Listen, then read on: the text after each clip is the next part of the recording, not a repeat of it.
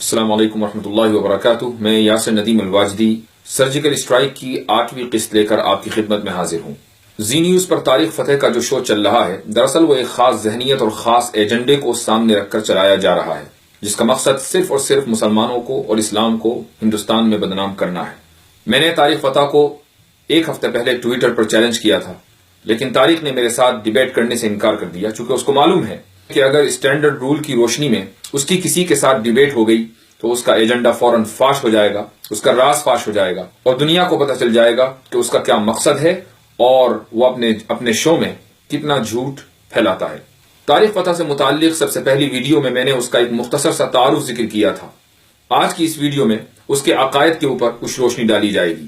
دراصل آج کی ویڈیو اس کے عقائد کا تعارف اور آپ کی غیرت کا امتحان ہے۔ بات شروع کرنے سے پہلے میں اپنے ہندو بھائیوں سے ایک بات ضرور کہنا چاہوں گا کہ طارق فتح اپنے آپ کو مسلمان کہتا ہے اور ہم بھی مسلمان ہیں۔ اب یہ مسلمانوں کا جھگڑا ہو گیا ہے۔ جو لوگ مسلمان نہیں ہیں، غیر مسلم ہیں، ان کو اب یہ حق نہیں پہنچتا کہ وہ یہ فیصلہ کرنے بیٹھیں کہ کون سچا مسلمان ہے، کون پکا مسلمان ہے اور کون جھوٹا مسلمان ہے۔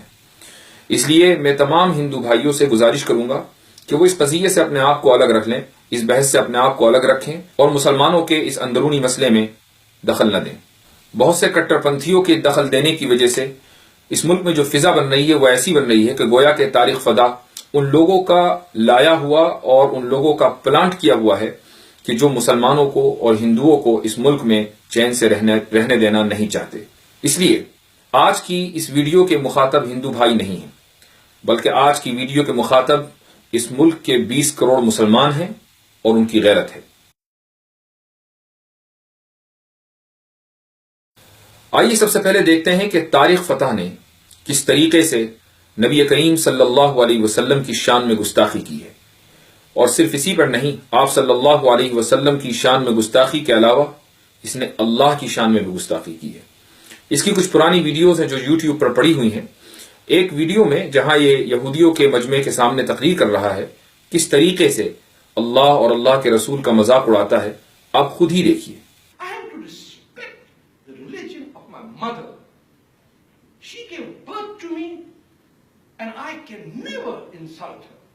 If my mother gave birth to me and she's a Muslim, I'm not going to insult her by saying, Mom, when you say that Muhammad flew on a horse, why didn't he fly on a swan? I actually did ask her when I was 12. I was beaten. I can't tell you. I said, why a horse, Mom? It could have been a swan or a duck or something, a swallow. سنا آپ نے یہ کس طریقے سے نبی کریم صلی اللہ علیہ وسلم کی شان میں گستاخی کر رہا ہے اور کس طریقے سے معراج کے واقعے کا مذاق اڑا رہا ہے۔ یہ کہہ رہا ہے کہ میری ماں چونکہ مسلمان تھی، اس لیے میں کبھی بھی ان کا دل دکھانا نہیں چاہتا تھا، اس لیے میں نے کبھی ان کے مذہب کی بے عزتی نہیں کی۔ حالانکہ میں اگر یہ چاہتا تو پوچھ سکتا تھا کہ اگر محمد صلی اللہ علیہ وسلم کو معراج پر جانا ہی تھا تو وہ گھوڑے پر سوار ہو کر کیوں گئے، گھوڑے پر اڑ کر کیوں گئے، وہ کسی سوان یا بطخ کے اوپر اڑ کر کیوں نہیں گئے؟ یہ سوال اس نے اس لیے نہیں کیا کہ واقعی یہ سمجھنا چاہتا تھا، بلکہ غیر مسلموں میں خصوصاً یہودیوں کے مجمع میں یہ جس انداز سے اداکاری کر کے دکھا رہا ہے، دراصل یہ نبی کریم صلی اللہ علیہ وسلم کی توہین کر رہا ہے۔ اس کے بعد آگے دیکھیے کیا کہتا ہے، آپ کے رونگٹے کھڑے ہو جائیں گے۔ آپ نے نبی کریم صلی اللہ علیہ وسلم کی توہین بہت سے لوگوں کو کرتے ہوئے دیکھا ہے، لیکن جس طریقے سے اس نے نبی کریم علیہ الصلوۃ والسلام کی شان میں گستاخی کی ہے، شاید کہ ڈنمارک کے کارٹونسٹ کا وہاں تک کبھی ذہن نہ گیا ہو۔ یہ دیکھیے کیا کہتا ہے۔ That Muhammad was a rapist, or Muslim, or Muhammad killed 700 Jewish children, and this slaughter happened, or that happened, or he's a child wife. That is merely to satisfy your ego and to look around the hall and say, I told you so, I told you so, Muhammad's a rapist. آپ نے دیکھا کہ اس نے کیا کہا۔ اس نے جس انداز سے نبی کریم صلی اللہ علیہ وسلم کی شان میں گستاخی کی ہے، دراصل اس بات کا ترجمہ کرتے ہوئے بھی روح کانپتی ہے۔ اس شخص نے علیاذ باللہ نبی کریم صلی اللہ علیہ وسلم کو قاتل، 700 یہودیوں کا قاتل اور ریپسٹ بتلایا ہے، یعنی ریپ کرنے والا۔ میں سمجھتا ہوں کہ نبی کریم علیہ الصلوۃ والسلام کی شان میں بہت سے لوگوں نے گستاخیاں کی ہیں، بہت سے لوگوں نے کارٹون بنائے ہیں، اور ہندوستان میں بھی کچھ لوگوں نے نبی کریم صلی اللہ علیہ وسلم کی شان میں گستاخی کی ہے اور بلاسفیمی کا ارتکاب کیا ہے۔ فریڈم آف ایکسپریشن کا ناجائز فائدہ اٹھاتے ہوئے، لیکن جس انداز سے اس شخص نے نبی کریم علیہ الصلوۃ والسلام کی شان میں گستاخی کی ہے، آپ کو اس کی نظیر نہیں ملے گی۔ یہ سنانا میری مجبوری تھی، اس لیے کلپ کے اس حصے کو اس ویڈیو میں شامل کیا گیا ہے، ورنہ نبی کریم علیہ الصلوۃ والسلام کی شان میں گستاخی کرنے والے کی گستاخی کو نقل کرنا بھی گناہ ہے۔ اب آگے دیکھیے، یہ خود ہی اپنا واقعہ سناتا ہے کہ ہم کس طریقے سے قرآن کریم کا مذاق اڑایا کرتے تھے۔ اگر یقین نہیں آتا تو خود ہی سنیے، یہ دیکھیے کیا کہتا ہے۔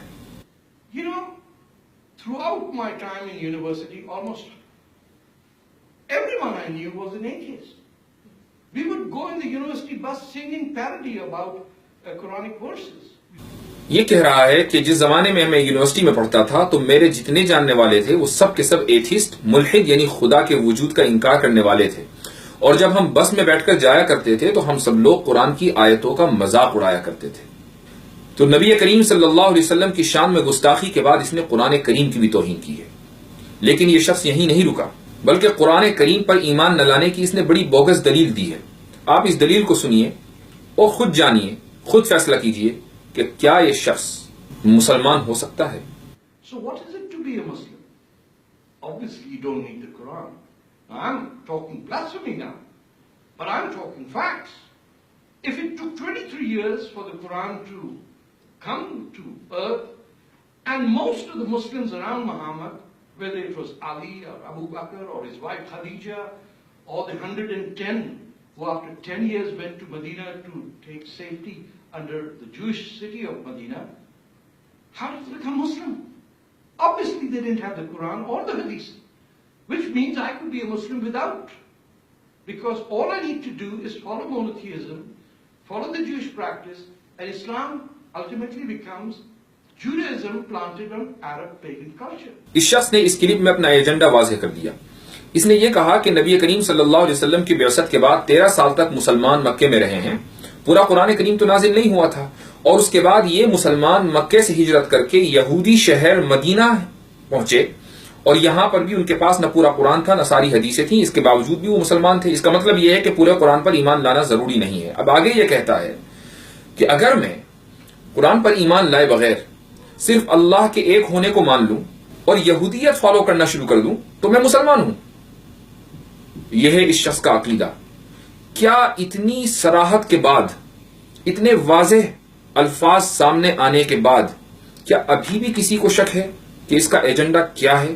کیا ابھی بھی کوئی یہ سمجھتا ہے کہ یہ شخص مسلمان ہے اور یہ مسلمانوں کو ہندوستان میں آئینہ دکھانے کے لیے آیا ہے کہ سچے مسلمان اور اچھے مسلمان کون ہوتے ہیں؟ آگے چلیے، اب میں آپ کو ایک ٹاک شو میں لے کر چلتا ہوں جہاں طارق فتح ایک شخص کے ساتھ فریڈم آف ایکسپریشن کے موضوع پر ڈسکشن کر رہا ہے، اور کس طریقے سے اس شخص نے سورہ فاتحہ کا مذاق اڑایا اور اس کے بعد اللہ رب العزت کی شان میں گستاخی کی۔ آپ خود دیکھیے۔ سورہ فاتحہ میں بھی آ جائیے تو اوپننگ چیپٹر کے اندر ہی کرسچنز، اور اوپننگ فرسٹ پیج میں تو کرسچنز اور جوز کے بارے میں کیا لکھا ہوا ہے؟ کوئی آیا ہے جس نے کہا کہ بند کرو یہ کتاب؟ اس سے زیادہ واضح ثبوت آپ کو اور کیا چاہیے؟ یہ شخص چاہتا ہے کہ قرآن کریم پر پابندی لگے۔ قرآن کریم کی شان میں اگر کوئی گستاخی کر سکتا ہے، اس کی توہین کر سکتا ہے، تو قرآن پر اعتراض کرنا تو چھوٹی بات ہے۔ یہ چاہتا ہے کہ قرآن کریم پر پابندی لگے، اور یہ کہہ رہا ہے کہ قرآن کریم کے پہلے چیپٹر میں ہی یہود اور نصارہ کے خلاف آیتیں ہیں، اس لیے قرآن کریم کو بند کرنے کا مشورہ دیا جا رہا ہے۔ اب آپ اگلی کلپ دیکھیے اور اس سے آپ کو اندازہ ہوگا کہ یہ شخص نہ اللہ کا ہے، نہ اللہ کے رسول کا ہے، نہ قرآن کا ہے، نہ اسلام کا ہے، یہ کس دین کا ہے اور کس مذہب کا ہے یہ اللہ سبحانہ و تعالی بہتر جانتے ہیں۔ اگلی کلپ ملاحظہ کیجیے۔ تو ہم نے اپنی بچی کو، میں نے یہ کہا کہ it is the air we breathe, you know, the water, everything is God. مجھے کسی نے کہا یہ تو آپ نے ہندو بلیف سکھا دیا، تو میں اسے کیا کہوں کہ اوپر چوکیدار بیٹھا ہوا ہے، آسمان میں ایک بہت بڑے پیکاک تھرون پہ ہنٹر ہاتھ میں لیے، وہ اللہ بتایا ہے نا ہمیں، تو جو بولتا اس کی پٹائی ہوتی ہے۔ یہ کوئی خدا ہے؟ جس دن آپ کو زیادہ ڈر لگتا ہے، آپ کا بی اے کا ایگزام ہوتا ہے، اس دن آپ مذہبی ہو جاتے ہیں، اب جا کے نفلیں پڑھتے ہیں کہ اللہ اچھے مارکس آ جائیں۔ جس دن آپ کا فرسٹ ڈویژن آ جاتی ہے اس دن آپ بھول جاتے ہیں۔ تو اگر اوپر والا ہے تو وہ انجوائے کرتا ہوگا اس چیزوں کو کہ دیکھو یار اس کو اچھے مارکس بھی دلوایا، اس نے تھینک یو کارڈ نہیں بھیجا۔ اس کلپ میں اس بات کا کھل کر اعتراف ہے، اگر اوپر والا ہے، یعنی اس کا یقین نہیں ہے کہ اوپر والا ہے یا نہیں، اگر ہے اس کے بعد جو اس نے اللہ سبحانہ و تعالیٰ کی شان میں گستاخی کی ہے اس کو مزید واضح کرنے کی ضرورت نہیں ہے۔ یہ مختصر کلپ آپ کو اس لیے دکھائی جا رہی ہے تاکہ اب آپ خود ہی فیصلہ کریں کہ اس شخص کو مسلمان مانا جائے یا نہیں، اس شخص کے اوپر اعتماد کیا جائے یا نہیں۔ جو بات یہ کہہ رہا ہے کیا اس بات کے اندر کوئی سچائی ہو سکتی ہے یا نہیں؟ مجھے یقین ہے کہ اس مختصر کلپ کے بعد آپ کو اندازہ ہو گیا ہوگا کہ اس کا ہڈن ایجنڈا کیا ہے۔ اب سوال آپ کی غیرت کا ہے، 20 کروڑ مسلمانوں کی غیرت کا ہے۔ اس ویڈیو کو دیکھنے کے بعد آپ اپنی غیرت چیک کیجئے اپنے دل میں، اگر موجود ہے تو بہت اچھی بات ہے، اور اگر نہیں ہے تو آپ بھی گھر بیٹھیں اور ہم بھی گھر بیٹھتے ہیں۔ لیکن ہاں، یہ ضرور یاد رکھیے گا کہ نبی کریم صلی اللہ علیہ وسلم کو منہ دکھانا ہے، اور آپ صلی اللہ علیہ وسلم کی شان میں گستاخی کرنے والوں کے خلاف کم سے کم اتنی کارروائی تو ہونی چاہیے ملک کے قانون کی روشنی میں کہ ان کا شو فوری طور پر بند ہو جائے، اور جس چینل کے اوپر وہ شو چل رہا ہے اس چینل پر فوری طور پر پابندی لگے۔ اس لیے میں 20 کروڑ مسلمانوں کو اور ان کی غیرت کو دعوت دیتا ہوں اس ویڈیو کلپ کے ذریعے۔ جزاکم اللہ خیر الجزا، والسلام علیکم ورحمۃ اللہ وبرکاتہ۔